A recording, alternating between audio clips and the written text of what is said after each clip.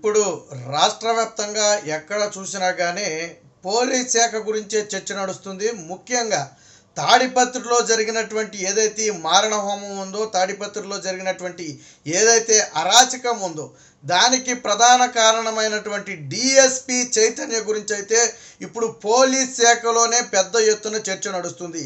అసలు ఎందుకు డిఎస్పికి ఇంత బలుపు, ఎందుకు డిఎస్పి వైసీపీకి కొమ్ము కోస్తున్నాడు, అక్కడ ప్రస్తుత ఎమ్మెల్యే అయినటువంటి కేతిరెడ్డి పెద్దారెడ్డికి ఎందుకు ఆ డిఎస్పి ఈ విధంగా అరాచకం చేసి ప్రతిపక్షాలను వేధించి ఆయనకు కొమ్ము కాస్తున్నాడని చెప్పి పెద్ద ఎత్తున చర్చ నడుస్తుంది. వాస్తవానికి ఇప్పుడు ఆ డిఎస్పి చైతన్య మీద తక్షణమే చర్యలు తీసుకోవాలి, ముందు సస్పెండ్ చేసి విచారణ చేసి నిజంగానే దీనికి ఆజ్యం పోశాడు అని నిరూపిస్తే సర్వీస్ నుంచి కూడా రిమూవ్ చేయాలి. వాస్తవానికి ఈ డిఎస్పి అనే వ్యక్తి ప్రస్తుతం రాజంపేట డిఎస్పిగా ఉన్నాడు.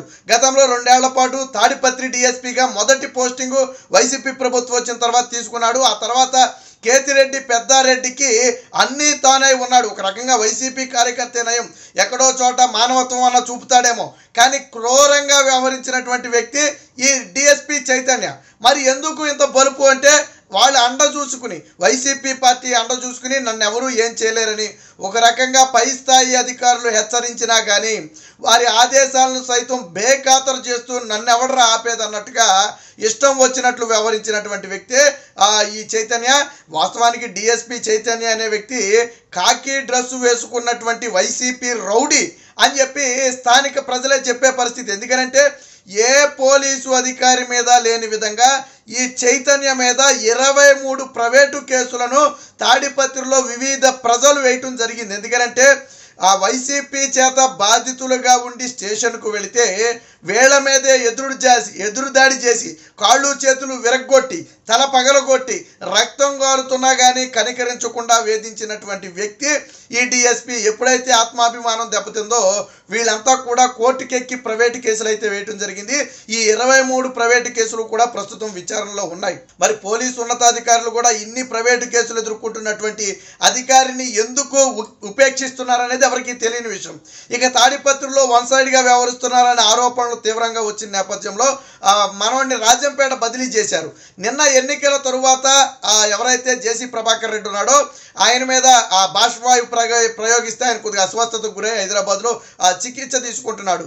సరిగ్గా ఆయన లేని సమయంలో రాజంపేటలో డిఎస్పిగా ఉండాల్సిన చైతన్య అర్ధరాత్రి తాడిపత్రిలో ప్రత్యక్షమయ్యి 100 మంది స్పెషల్ బెటాలియన్ పోలీసులను తన వెంట వేసుకుని వెళ్ళి ఎవరైతే జేసీ ప్రభాకర్ రెడ్డి ఆఫీసు ఉందో ఆ ఆఫీసు మొత్తాన్ని కూడా ధ్వంసం చేసి అక్కడ కంప్యూటర్ ఆపరేటర్గా పనిచేసే కిరణ్ అనే ఒక దివ్యాంగుడి తల పగలగొట్టి రక్తం గారుతుందని చెప్పినా కానీ వదిలిపెట్టకుండా కాలర్ పట్టుకుని లాక్కొచ్చి స్టేషన్కి తీసుకెళ్ళి దాదాపుగా ఎవరైతే జేసీ ప్రభాకర్ రెడ్డికి చెందినటువంటి 35 మంది అనుచరులు ఉన్నారో వారందరినీ కూడా బలవంతంగా కుక్కల్లాగా ఈడ్చుకుంటూ వెళ్ళి జీబులో వేసుకెళ్ళి అరెస్టు చేసిన పరిస్థితి.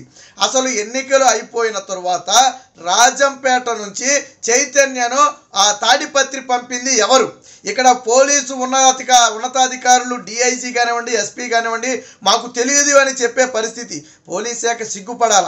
రాజంపేట పరిధిలో ఉండాల్సిన ఒక డిఎస్పి ఈరోజు తాడిపత్రి పరిధిలోకి వచ్చి అరాచకం చేశాడు అంటే పోలీసు ఉన్నతాధికారులు మాకు తెలియదు అంటే సిగ్గుచేటు కాదు. ఒకవేళ మీ అనుమతి లేకుండా మీకు ఇంటిమేషన్ ఇవ్వకుండా తనకు తానుగా వచ్చుంటే ఈరోజు సర్వీస్ నుంచి రిమూవ్ చేయాలి. ఆయన చేసిన అరాచకం అంతా ఇంత కాదు, ఒక రకంగా మారణ హోమం సృష్టించాడు, రిమూవ్ చేయాలి. లేదు మీ పోలీస్ శాఖలోనే ఉన్నతాధికారులు ఎవరైనా పంపారు అంటే ఆ పంపిన అధికారి ఎవరో బయటికి రావాలి, ఆ పేరు బయట పెట్టాలి, ఆ పంపిన అధికారి మీద కూడా చర్యలు తీసుకోవాలి. వాస్తవానికి తాడిపత్రి అంటేనే విరుచుకుపడే చైతన్యను జేసీ ప్రభాకర్ రెడ్డి మీద ఆయన అనుచరుల మీద కక్ష తీర్చుకోవడం కోసం కేతిరెడ్డి పెద్దారెడ్డి స్వయంగా రప్పించాడు అనే ఆరోపణలు ఉన్నాయి. కనీసం ఉన్నతాధికారులకు సమాచారం కూడా ఇవ్వకుండా అర్ధరాత్రి బయలుదేరి వచ్చేసి తాడిపత్రిలో ఒక అరాచకాన్ని సృష్టించి ప్రశాంతమైన తాడిపత్రిని ఈరోజు యుద్ధ వాతావరణం నెలకొల్పాడు. ఆయన బాధితులు ఒక్కొక్కరిగా మాట్లాడుతుంటే బాధ కలిగే పరిస్థితి. కొంతమంది మహిళలు వివిధ కారణాలతో న్యాయం చేయమని వెళితే ఎదురు తిరిగితే మిమ్మల్ని స్టేషన్లో బట్టలోడ తీసుకొడతానని చెప్పాడట. ఎవరు? చైతన్య, డిఎస్పీ చైతన్య, అలాగే టీడీపీ కౌన్సిలర్ని తీసుకెళ్ళిపోయి ఇష్టం వచ్చినట్టు దాడి చేసి వేలిరిగిపోయి రక్తం కారుతుంటే అయినా కానీ వదలకుండా అమ్మనా బూతులు తిట్టడమే కాకుండా నువ్వు చంద్రబాబుకు పుట్టావా అని అడిగాడంటే డిఎస్పీ చైతన్య. ఒక ఉన్నత స్థాయి అధికారి ఇలాంటి మాటలు మాట్లాడాల్సిందేనా? గొర్రెల కాపర్లు టీడీపీకి సానుభూతి పరులుగా ఉన్నారని గొర్రెల కాపర్లు ఏం చేస్తారని మనకు తెలియదు. కుర్రోళ్ళు గొర్రెల కాపర్లను తీసుకెళ్ళిపోయి ఇష్టానుసారం దాడి చేయడమే కాకుండా మిమ్మల్ని రైలు పట్టాల మీద పడుకోబెట్టి చంపేస్తాను ఒక్కొక్కడిని అని చెప్పి, ఇక్కడ గన్ పెట్టి మిమ్మల్ని కాల్చి చంపేస్తానని చెప్పి స్టేషన్లోనే బెదిరించాడని చెప్పి బాధితులు చెప్పే పరిస్థితి. వాళ్ళంతా కూడా కలిసికట్టుగా వివిధ కోర్టుల్లో ప్రైవేటు కేసులు కూడా వేశారు. ప్రైవేటు కేసులు వేసిన తర్వాత మళ్ళీ తిరిగి వాళ్ళ మీద వేధింపులు. నా మీదే మీరు కేసు వేసే స్థాయికి ఎదిగారా, మీ అంతు చూస్తా, మీరు బ్రతికి ఎలా బట్టకడతారో నేను చూస్తానని చెప్పి డిఎస్పీ ఇష్టానుసారం వారి మీద దాడులు చేయడమే కాకుండా వాళ్లకు చెందినటువంటి అనునీయుల మీద కూడా, ఎవరైతే కేసులు పెట్టిన వారి బంధువులు, చుట్టాలు, కుటుంబ సభ్యులు ఉంటారో వారి మీద కూడా ఇష్టానుసారం దాడులు చేయటం, కనపడితే ఏ కేసు కనపడితే ఆ కేసులో వాళ్ళని ఇరికించే ప్రయత్నం చేయటం, అసలు సంబంధం లేని విషయంలో స్టేషన్కి తీసుకొచ్చి వాళ్ళ మీద కేసులు నమోదు చేయటం, ఇలా ఒకటి కాదు రెండు కాదు చెప్పుకుంటూ పోతే ఒక రోజు పడుతుంది. తాడిపత్రిలో ఈ డిఎస్పీ చైతన్య సృష్టించినటువంటి అరాచకం. అందుకనే ఏమంటారు, డిఎస్పీ అనేది పోలీస్ డ్రెస్ వేసుకున్నటువంటి వైసీపీ రౌడీ కంటే దారుణంగా వ్యవహరిస్తున్నారు. ఇంకా వైసీపీ రౌడీలకి ఎక్కడో కొద్ది గొప్ప మానవత్వం ఉండొచ్చు దాడులు చేసిన, కానీ చైతన్యకి అసలు మానవత్వమే లేదు. స్టేషన్లో దాదాపుగా 150 మందికి పైగా తెలుగుదేశం పార్టీ కార్యకర్తల్ని, సానుభూతి పరులని చావగొట్టాడంట. రక్తాలు వచ్చేటట్టు చావగొట్టి మళ్ళీ తీసుకెళ్లి ప్రభుత్వ ఆసుపత్రిలో అదే చైతన్య పడేసాడని చెప్పి ఇప్పుడు ఎక్కడికక్కడ చెప్పుకునే పరిస్థితి. ఏ పోలీస్ అధికారి మీద 23 ప్రైవేట్ కేసులు వేయరు.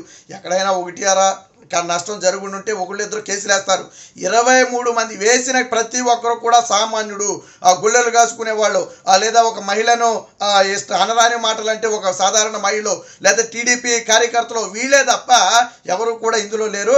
అంటే ఏ స్థాయిలో తాడిపత్రిలో చైతన్య అరాచకం సృష్టించాడో మనకు అర్థమవుతుంది. ఎన్నికల తరువాత కూడా జేసీ ప్రభాకర్ రెడ్డి లేని సమయం చూసుకుని అరాచకం సృష్టించి ఆయన అనుచరులను 30 మంది అరెస్ట్ చేయడమే కాకుండా దివ్యాంగుడైన కిరణ్ని, సార్ నాకేమీ తెలియదు, నేను కంప్యూటర్ ఆపరేటర్ అని చెప్పినా కానీ వినకుండా తలపగలగొట్టి ఇంట్లో సీసీ కెమెరాలన్నీ కూడా ధ్వంసం చేసి ఇష్టానుసారంగా వ్యవహరించినటువంటి వ్యక్తి ఈ డిఎస్పీ చైతన్య. ఈ డిఎస్పీ చైతన్య అంట చూసుకుని కొంతమంది కింది స్థాయి అధికారులు కూడా విచ్చలవిడిగా టీడీపీ నేతల మీద దాడులు చేయడం జరిగింది. తక్షణమే డిఎస్పీ చైతన్యను సర్వీస్ నుంచి రిమూవ్ చేయాలి. ఇలాంటి వైసీపీ రౌడీ కంటే దారుణంగా వ్యవహరిస్తున్నటువంటి ఇలాంటి వ్యక్తులు పోలీసు శాఖలో ఉండటానికి అనర్హులు. వెనకమాల వైసీపీ అండ చూసుకుని రెచ్చిపోతున్నటువంటి డిఎస్పీ ఎవరైతే చైతన్య ఉన్నాడో ఖచ్చితంగా ఆయన్ని సర్వీస్ నుంచి రిమూవ్ చేయాలి. ఎందుకంటే ప్రజలకు సేవ చేయాలనే ఉద్దేశంతో పోలీస్ శాఖలోకి రావాలి తప్ప ఇలా అధికారులకు, అధికారంలో ఉన్న వాళ్ళకు కొమ్ము కాసి అరాచకం చేసి న్యాయం కోసం వచ్చిన పేద ప్రజల మీద విరుచుకుపడే ఇలాంటి వ్యక్తులు రాష్ట్రానికి అవసరం లేదు. ఇప్పుడు డిఎస్పీ చైతన్య వ్యవహారం అనేది తీవ్రస్థాయిలో చర్చనీయాంశంగా మారింది. తక్షణమే రాజంపేట నుంచి ఎందుకు తాడిపత్రి వెళ్ళాడో కనుక్కొని వెంటనే సస్పెండ్ చేయడమే కాకుండా సర్వీస్ నుంచి కూడా రిమూవ్ చేయాలని చెప్పి బాధితులందరూ కూడా గట్టిగా డిమాండ్ చేసే పరిస్థితి.